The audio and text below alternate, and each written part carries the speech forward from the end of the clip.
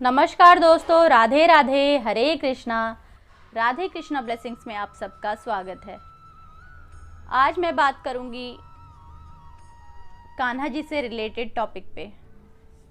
कई लोगों के क्वेश्चन होते हैं और यही क्वेश्चन अभी कुछ टाइम पहले मेरी वीडियो पे भी आया था। क्वेश्चन किया था कि हमारे घर में नॉनवेज बनता है, सब नॉनवेज खाते हैं, मैं नहीं खाती, तो क्या हम ठाकुर जी की सेवा कर सकते हैं? मैं ठाकुर जी की सेवा कर सकती हूँ?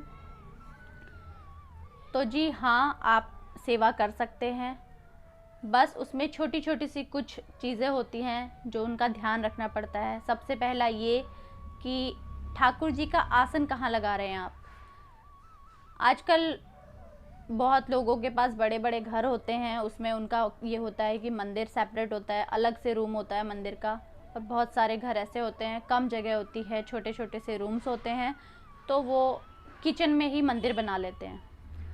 तो किचन में जहाँ मंदिर होता है वहीं नॉनवेज भी बनता है और मंदिर पे भी उसका छौंक पड़ता है, धुआं लगता है या स्मेल जाती है। तो इससे अच्छा है कि ठाकुर जी का मंदिर अगर घर में नॉनवेज बनता है तो किचन में मंदिर ना होकर कहीं बाहर साफ़ सुथरी जगह पे उनका मंदिर या उनका आसन लगाया जाए। दूसरा ये कि उनके भोग में क्या लग रहा है, इस चीज़ का ध्यान दिया जाए। कहीं उनका नॉनवेज से कोई टच ना हो। बर्तन जो नॉनवेज बनता है जिन बर्तनों में, उन बर्तनों में कान्हा जी का भोग ना बने। आप उनके लिए घर में अगर नॉनवेज बन रहा है तो आप उनके लिए कुछ अलग से बना सकते हैं। जैसे घर में ही लड्डू बनाकर रख सकते हैं। एक साथ आपने लड्डू बना लिए, महीने गुड़ तिल के लड्डू हो गए या बेसन के लड्डू हो गए, या आप नमकीन वगैरह भी बना सकते हैं। ड्राई फ्रूट्स का भोग लगा सकते हैं कान्हा जी को, जो नॉनवेज से बहुत अलग हो जाता है, उसके टच में भी नहीं आता है। एक डब्बे में रख लीजिए बनाकर, कान्हा जी को उसका भोग लगाइए। वो अलग से होने चाहिए, ये नहीं कि उसी में से आप कान्हा जी को भी भोग लगा रहे हैं और उसी डब्बे में से खुद भी निकाल कर खाते जा रहे हैं। ये नहीं होना चाहिए, फिर वो झूठा हो जाता है। वो अलग से रखा जाए।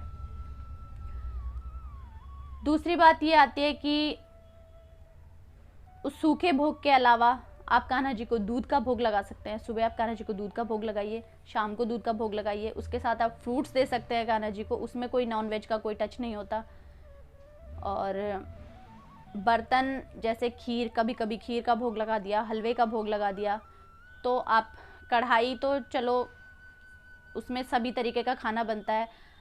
मार्केट में छोटे छोटे से अलग से बर्तन मिलते हैं, छोटे बर्तन आप घर में अलग से ला सकते हैं कान्हा जी का भोग लगाने के लिए। उसमें सिर्फ कान्हा जी का ही भोग बनाएं। छोटा सा बर्तन लिया है, उसी में आपने थोड़ी सी खीर बना ली, थोड़ा सा प्रसाद के तौर पे सबको घर में बांट भी दिया। क्या फ़र्क पड़ता है? और अच्छा ही है, वो प्रसाद आप लोगों को मिलेगा, आप लोग उसको लेंगे तो अंदर आपके पॉजिटिविटी ही आएगी। एक क्वेश्चन ये आता है कि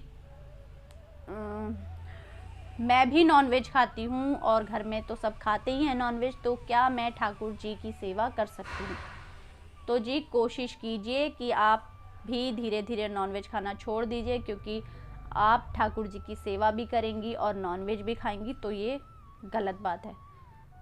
एक क्वेश्चन ये था कि कान्हा जी को हम घर लाना चाहते हैं लेकिन उनकी सेवा नियम बहुत मुश्किल हैं, तो वो कैसे करेंगे? तो जी इतना भी मुश्किल नहीं है। जब कान्हा जी आपके घर में आएंगे, पहले पहले आपको शुरू में काफ़ी परेशानी लगेगी, लेकिन धीरे धीरे कान्हा जी आपसे अपनी सेवा खुद करवा ही लेंगे। धीरे धीरे आप उसी चीज़ में ढलते जाएंगे। आपको अपने आप याद रहेगा कि अब कान्हा जी को भोग लगाने का टाइम हो गया है, अब कान्हा जी को सुलाने का टाइम हो गया है। ये सब चीज़ें आपके अंदर अपने आप ही आती रहेंगी। आपके अंदर अपने आप खुद ही आपको चेंज महसूस होगा। तो ज़्यादा मुश्किल भी नहीं है। स्टार्टिंग में आप सूखे भोग से स्टार्ट कर सकते हैं। उन्हें अपना सुबह उठिए, उठकर नहाइए धोइए। उसके बाद हमने कान्हा जी को नहलाया, नहलाने के बाद उनको दूध का, मिश्री का भोग लगा दिया। उसके बाद दिन के लंच टाइम में 12 बजे से पहले उन्हें खाना खिला दीजिए। कुछ भी सात्विक होना चाहिए, वो बिना लहसुन प्याज का खाना होना चाहिए। दाल चावल हो, रोटी हो, सब्जी हो, कुछ भी आप उन्हें दे सकते हैं। तुलसी पत्ता डालना ज़रूरी है किसी भी चीज़ में, पानी दे रहे हैं, दूध दे रहे हैं या कोई और खाना, फ्रूट्स कुछ भी दे रहे हैं, उनके खाने में तुलसी का पत्ता डालना बिल्कुल ना भूलें। दिन में आप उन्हें भोग लगा दिया, 12 बजे के पहले आप उन्हें भोग लगा दें। 12 से 4 बजे तक कान्हा जी को रेस्ट करने दें।